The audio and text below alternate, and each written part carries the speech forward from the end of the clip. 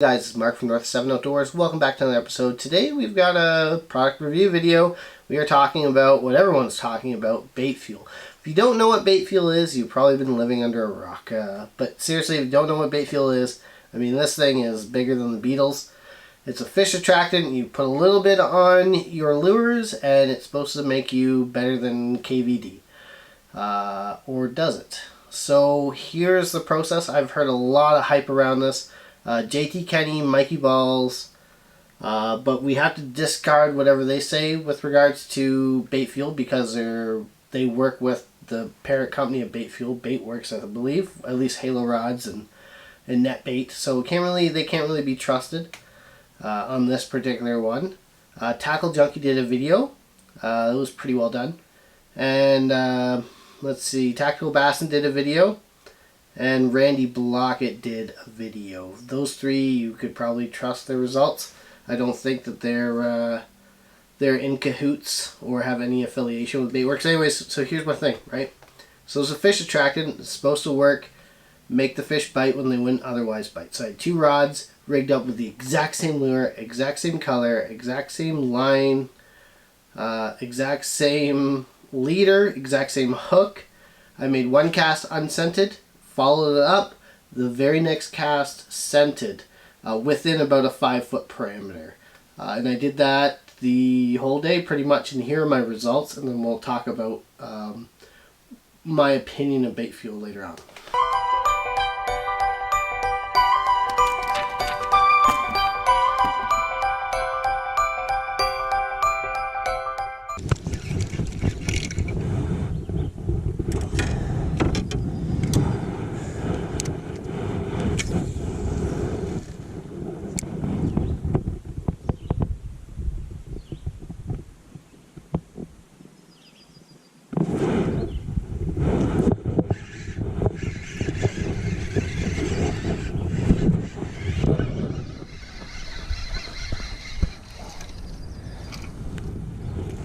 Well, it ain't big, but it's a bass.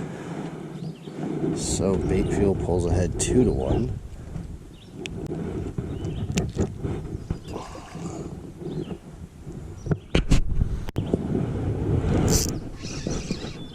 Well, that might be the timer.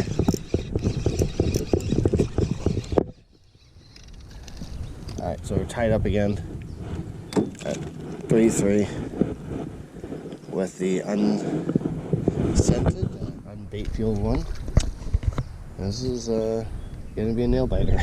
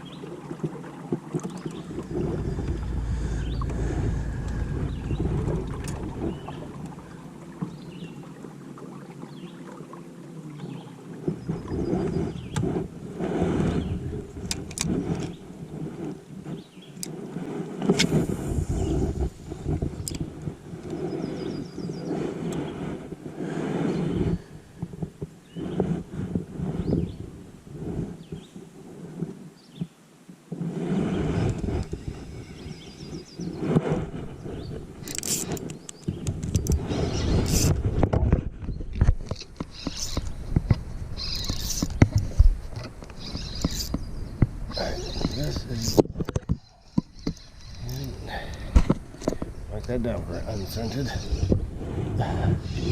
That's a good 3-pounder. I left my net at the cottage, which is fine. I'm not too big. Oh, good 3-pounder.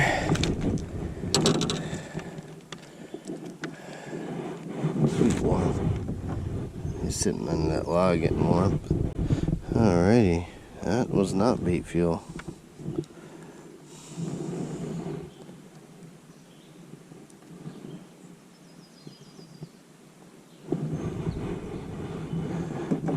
Throw this guy back.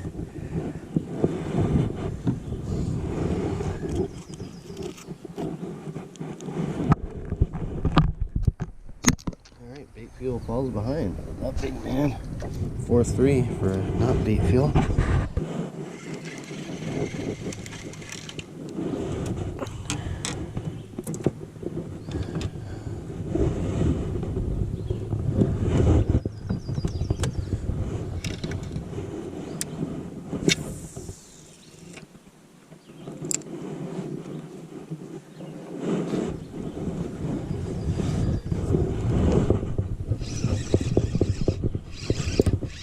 Another good one for not bait fuel.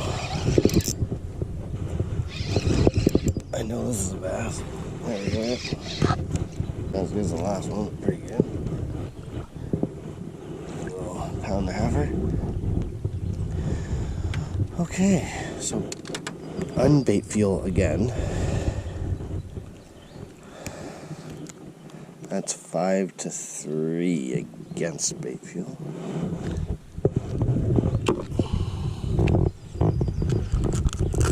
Seems like whatever gets the first cast gets the first fish.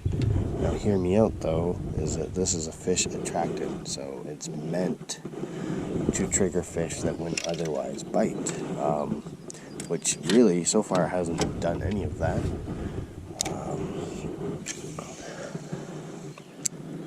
Which I'm kind of shocked, you know, how it would work.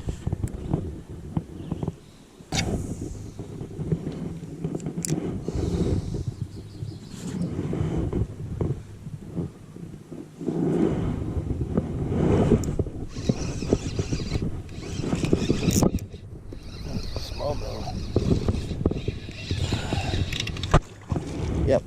Alrighty. 6-2-3 for unscented, which is the largest margin.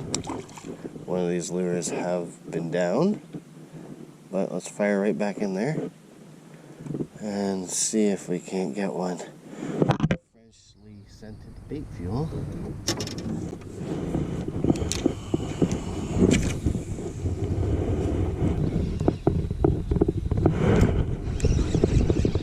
Yeah, he's a big one.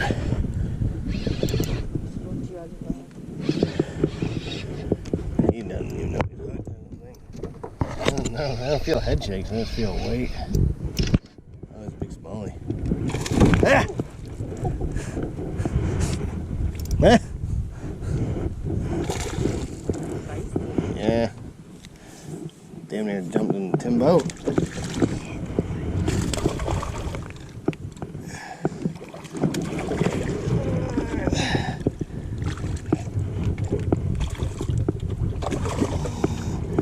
Wow. Yeah.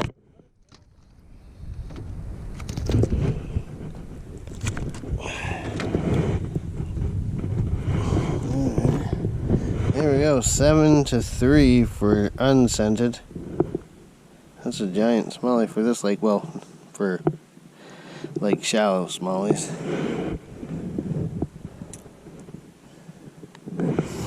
Well, guys, you know, bait fuel got steamrolled. So if it works minimally. That's crazy. I think I was biased towards bait fuel. When I look at it, the first two tournaments, I you know, if you watch my my prep for Sturgeon Lake, I doused some lures with bait fuel. Went out there, had two good back-to-back tournaments. Bancroft, I didn't really use bait fuel too much. In fact, the only large fish I had on the whole time came on a lure I had bait fuel on. I'm like, man, maybe bait fuel does work. It's largely been inconclusive. I have always said, I think I said as soon as sturgeon video was done, that it's not magic by any means. But I thought bait fuel was going to win because they always talk about how oil-based scent, basically the only scent that bait fuel manufacturers claim even work other than bait fuel is Berkeley. And I thought bait fuel was going to kick the crap out of unscented, and no. Turns out the biggest thing was catching, being the first cast. And looking at the video, maybe I was a little harsh on bait fuel. For maybe it was a little, maybe I wasn't thinking quite right that bait fuel should be unscented, having the secondary cast.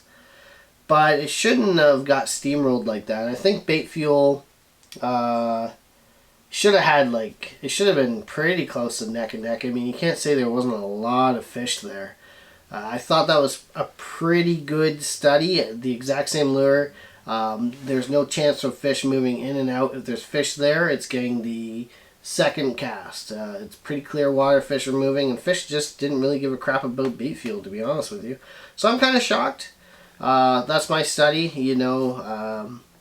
It's better than just saying, oh, I went out there and caught 45-pound bag on bait fuel, and I wouldn't have done it otherwise. I was like, I was shocked. I think I was, you know, biased towards bait fuel. I don't think I would go out and spend $12 on a bottle again. I'm probably gonna make this thing last a couple of years, to be honest with you.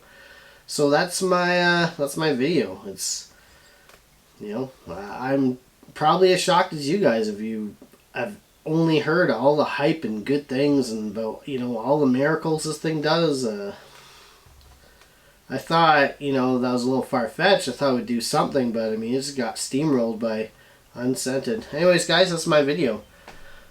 Take it with a grain of salt, but I mean, take everyone else's video with a grain of salt. So, thank you guys for watching, and take care.